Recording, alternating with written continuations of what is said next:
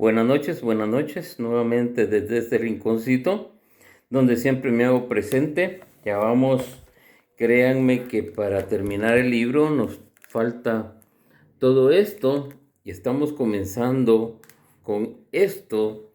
Llevamos 9 Mishnah que nos han enseñado grandes cosas, que nos han enseñado cómo convivir con la gente, cómo caminar, cómo ser como un maestro, cómo buscar un buen compañero, cómo hacer muchas cosas que para mí espero que sean de buen beneficio para todos nosotros. Y estamos con la Mishnah que hoy nos corresponde la Mishnah número 9, donde dice la persicacia del juez. Perdón, me costó un poquito la palabra. eh, no es de mi léxico, entonces me cuesta un poquito, pero ahí vamos. Shimon Ben Zahai solía decir: interroga minuciosamente a los testigos. Ten cuidado con las palabras para que no encuentren en ellas motivo para mentir. La personalidad de Shimon Ben Zahai. Shimon Ben Zahai fue una de las personalidades más importantes de nuestra historia. Lleno de entusiasmo por la verdad y la justicia, se dedicó a hacer el bien con minuciosa aplicación y se opuso al mal y a la injusticia, manifestando en numerosas ocasiones la grandeza de su carácter. No sabía de privilegios cuando se trataba de apoyar la verdad o la justicia. El poder real no era capaz de imitarle. La amistad o el respeto por un amigo o un jefe venerado no podría hacerle ceder.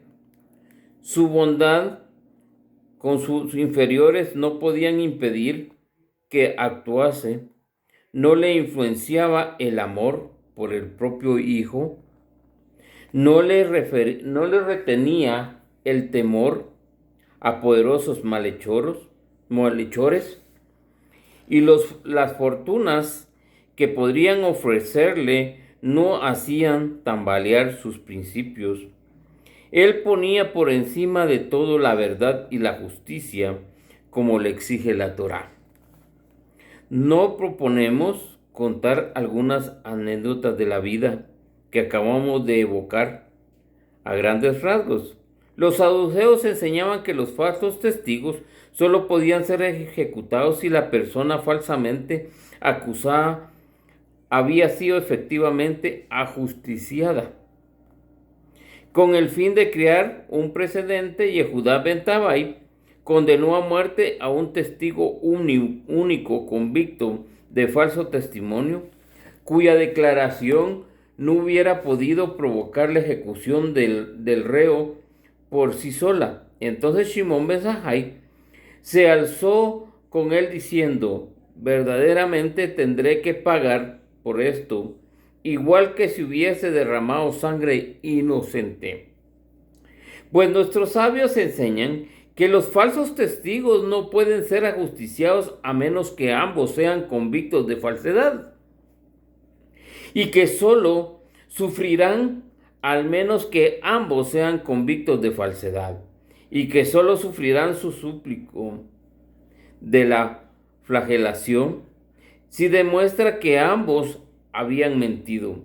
Estas son exactamente palabras del Talmud de Jerusalén. El Baidín contiene la variante siguiente: ¿has derramado sangre inocente? Enseguida Yehudá ben Tabai reconoció su error y a partir de entonces se puso bajo las órdenes de su colega, absteniéndose de dictar sentencia como no fuera en presencia de Shimon Ben Zahai, y vivió hasta el fin de sus días arrepentido, penitente. Visitaba la tumba del malogrado falso testigo y se dejaba caer sobre ella, llorando tan fuerte que su voz podría oírse desde lejos, según Malcol 5b. Shimon Ben Zahai Asumió entonces el cargo de Nazir, dignidad que le obligó a cumplir con tristes obligaciones. En cierta ocasión, un esclavo del rey Hasmoneo cometió un crimen. A consecuencia de ellos, el rey tuvo que comparecer ante el Sanedrín y se sentó en el trono que mandó a instalar ante la sala enlosada del santo templo. Shimón le dijo entonces: levántate, rey Hasmoneo, no ante nosotros, sino que ante el amo del mundo, que él ha dicho, según Deuteronomio 19:17, los hombres se postrarán de pie ante Adonai. Y el rey contestó: no haré lo que digas tú, hijo de Satai, sino que lo que decidan los demás jueces. Los jueces formulaban un semicírculo con el rey en el centro. Shimón miró hacia la derecha, pero los jueces que estaban en su derecha no se atrevieron a confirmar lo que era cierto. Por temor al rey, bajaron la cabeza y miraron al suelo, y Shimón miró hacia la izquierda, y los de la izquierda también bajaron sus ojos. Entonces Shimón dijo: ¿teméis pues a un hombre más que al santo bendito sea? Entonces, ¿qué hay que conocen los pensamientos? ¿Qué hay que aquel que conoce los pensamientos haga caer sobre vosotros el castigo merecido? Y Hashem envió un ángel, y los temerosos jueces murieron en el acto. Seguidamente, el nuevo Sanedrín instituyó una precepción religiosa, en virtud de la cual ningún rey pudo desde aquel momento ser convocado ante un tribunal, según el Sanedrín 19a. Incluso antes de llegar a Nasi, Shimón ben Sahai se había prometido a sí mismo eliminar al pueblo de Israel a los malhechores que merecían la muerte si algún día accedía a dicho cargo. Según el Sanedrín 6:6, cuando lo hubo conseguido, mandó a ejecutar 80 mujeres criminales. Los padres de aquella clamaron venganza, recurrieron a falsos testigos y acusaron al hijo de Shimón ben Satai a un crimen pasible de pena de muerte. El muchacho fue condenado, y cuando lo llevaron al lugar donde había de ejecutarse, la sentencia dijo: si he cometido el crimen del que me acusan, que mi muerte no expíe mi pecado. Los falsos testigos confesaron que habían sido sobornados por los amigos de las mujeres condenadas, pero era demasiado tarde. Según Rashen, el Sanedrín 44b, y así como Shimón ben Satai era severo, desempeñó su función de juez, también era justo y desinteresado en sus reclamaciones con el prójimo. Hubo un tiempo en el que conoció la pobreza. Se ocupaba entonces de un comercio de cáñamo. Un día sus alumnos le dijeron: Rabí, queremos compartirle un asno para que pueda cargar sobre él tu mercadería, en lugar de tener que transportar tú mismo tan pesados fardos. Así lo hicieron. Cuando le trajeron el asno, advirtieron que llevaba un valioso collar de perlas alrededor del cuello. Mira, le dijeron entonces sus discípulos, Dios te ha mandado un tesoro para que puedas vivir sin problemas, dedicándote por entero al estudio de la Torá. Pero Shimón contestó: devolver el collar, ya que llegó a mis manos sin saberlo su dueño. Los alumnos hicieron lo que el maestro les había recomendado. Cuando el antiguo propietario del asno, que era un pagano, recuperó el valioso collar, exclamó: bendito sea el Dios de los judíos, que ordenó a su pueblo ser tan honrado. los discípulos se lo contaron a su maestro y Shimón les dijo entonces: ¿no tiene acaso más valor que todos los tesoros de la tierra semejante glorificación del nombre del santo bendito sea? Eso lo encontramos en Baba Metzí A 2.5 Midrash Ekeb.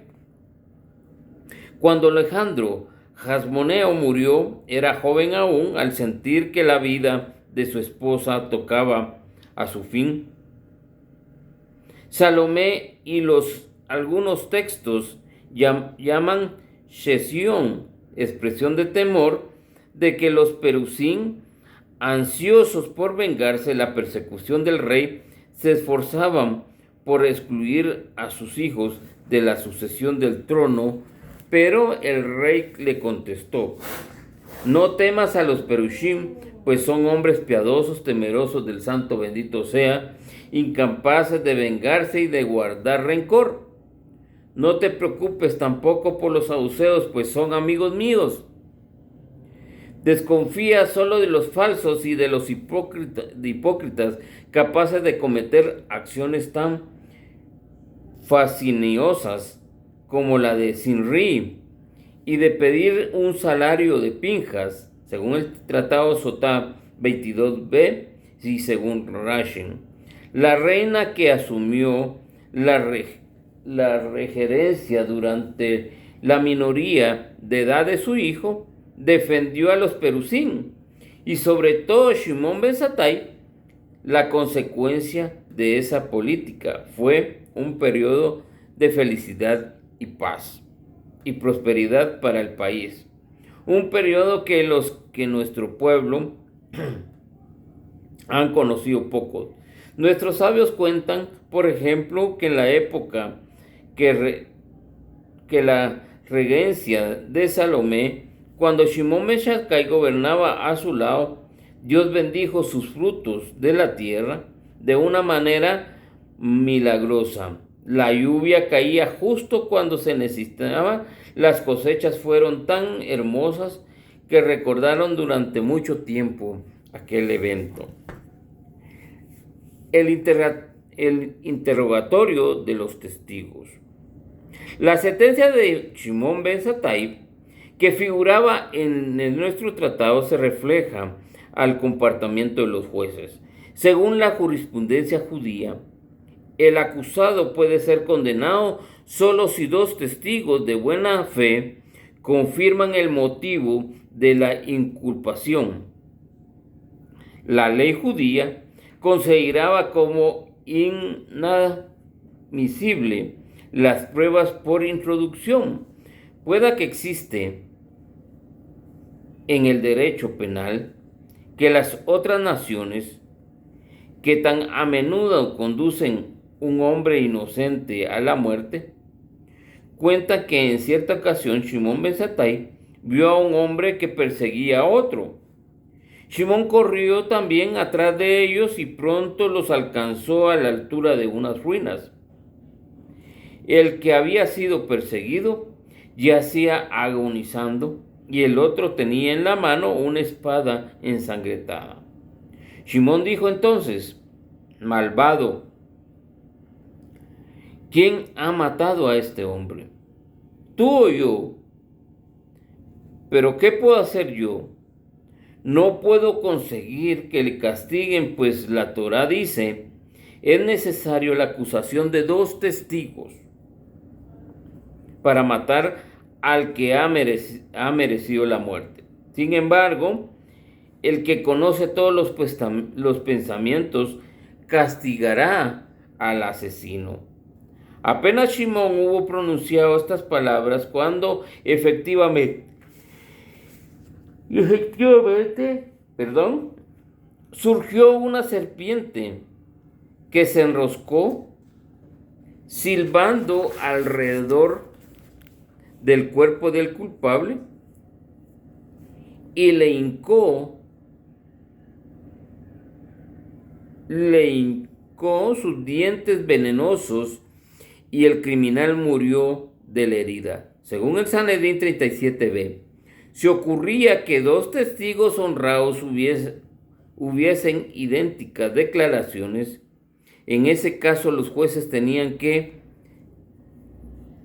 el deber sagrado de interrogarle una y otra vez, de insistir en sus preguntas hasta averiguar si no terminaban contradiciéndose ellos mismos, el uno con el otro. Si verdaderamente las dos declaraciones concordaban hasta en los más mínimos detalles, el juez podía dejar de sospechar que los dos testigos se hubiesen puesto de acuerdo. Pero su deber consistía precisamente en interrogar sin tregua, variando constantemente las preguntas hasta convencerse de la verdad o la falsedad de los aficionados. No obstante, este procedimiento entra en un riesgo. Si el testigo es un hombre corto que luce, si aquella lluvia de preguntas le impresionan o lo desconcentran, puede ponerse a hablar hasta por los codos, y solo por complacer al juez. A la inversa, un hombre listo le sacará partido a esa multitud de preguntas, pues le dirá a tiempo de preparar sus respuestas. Por esa razón, el sabio añade la siguiente advertencia: ten cuidado con tus palabras para que no encuentres en ella motivo para mentir. Las Takanún de Shimon ben Zakkai.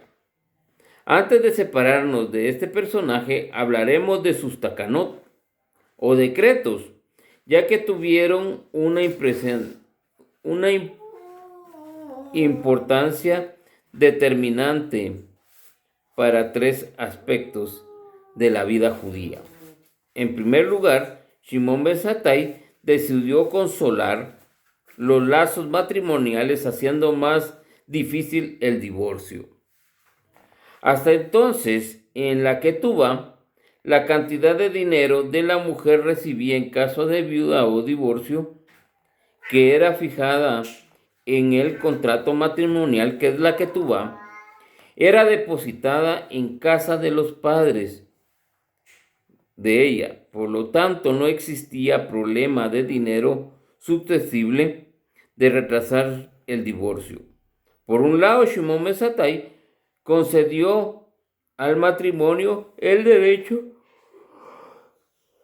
a disponer totalmente del dote de su mujer, pero por otro lado, le obligó a garantizar ese dote con la totalidad de su propia fortuna. Disposiciones que siguen aún hoy en vigor. El marido suele invertir en sus negocios el dinero de su esposa, ya que puede ser utilizado, y la dificultad que supone puede recuperarlo sirve de obstáculo al divorcio.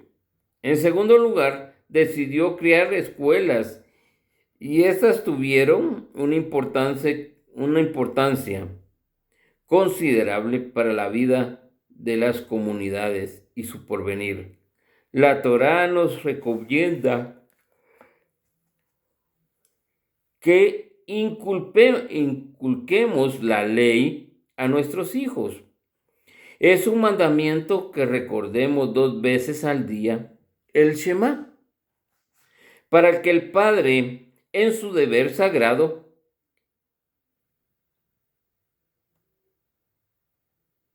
indicar a su hijo en el conocimiento de la ley. Sin embargo, este deber se descuidó a menudo. Por eso decretó Shimon ben Zakkai que se fundaran escuelas y se nombraran maestros, de tal manera que los niños disfrutasen que las enseñanzas colectivas, ciertos que desde tiempos remotos siempre existieron aulas de estudio y de escuelas para los adultos. Los hombres sabios reunían a su alrededor grupos de discípulos a quien instruían sin recibir nada a cambio. La gran invocación consistía en que los alumnos eran ahora niños y los maestros cobraban un sueldo, y esto es lo que debemos a Shimon ben Zattai. La tercera takana, ya vamos a terminar. La tercera takana concierne un tema total distinto de la Torá. Indica cómo y cuándo puede resultar impuros los utensilios de metal y de madera, las vasijas de barro, los tejidos de lana y de lino y de pelo de animal, macabilin, tuah, pero no menciona los recipientes de cristal, ya que su inversión es posterior a esta. Fieles al precepto de los sabios de la gran asamblea, alzar un cerco alrededor de la Torá, que significa instruir reglamentos para que la ley sea respetada constantemente. Yosef ben Azre y Yosef ben Yohanan habían tratado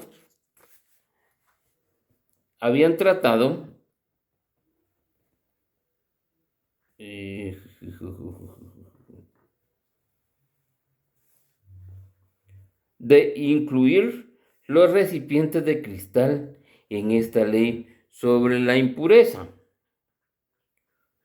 Pero el pueblo no le hizo caso. Fue Shimon ben Zattai quien consiguió imponer en todas partes dicha takanot, y esta explica una que lleve su nombre, todo lo que demuestra que nuestros grandes sabios se procuraban por las prescripciones que hoy denominamos un tanto despectivamente las leyes ceremoniales, con las mismas seriedad que si se tratase de altos principios éticos y pedagógicos. Behaneinum monin et nasham begoner, y hasta que les decía su vida. Comparar con Bali Shabbat 15a. O sea que Shimon era el más eminente de estos sabios para compararnos con esta ley, y él fue el que también estableció las leyes de Kashrut en los utensilios.